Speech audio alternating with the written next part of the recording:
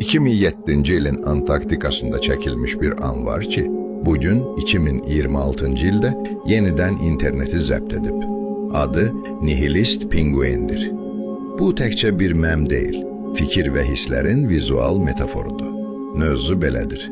Alman rejissor Werner Herzogun Encounters at the End of the World adlı sənədli filmində Antarktidada bir adeli pingvini göstərilir.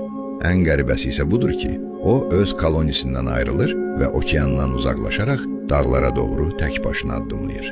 Yemək, isti və digərlərinə qayıtmaq imkanı olmadan. Herzog özü bu səhnəni belə təsvir edir. O getdi, o dağlara doğru gedir.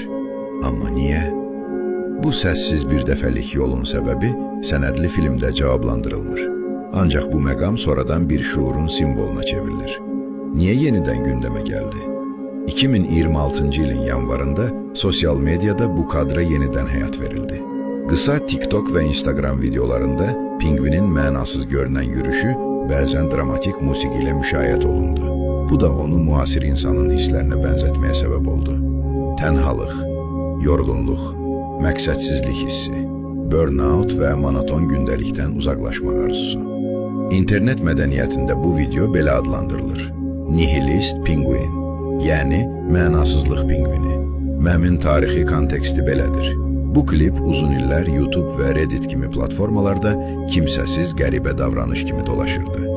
2026 il trendləri isə bu səhnəni yeni anlamlarla doldurdu.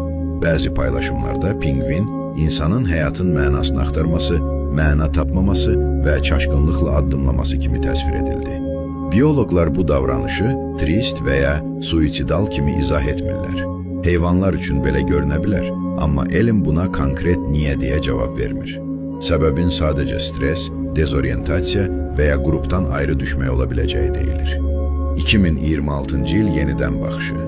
Bu mem yalnız əyləncə üçün deyil, çoxları üçün o modern həyatın çaşqınlığı, məqsədsizlik hissi və məna nədir sualına simvolik nümunə oldu.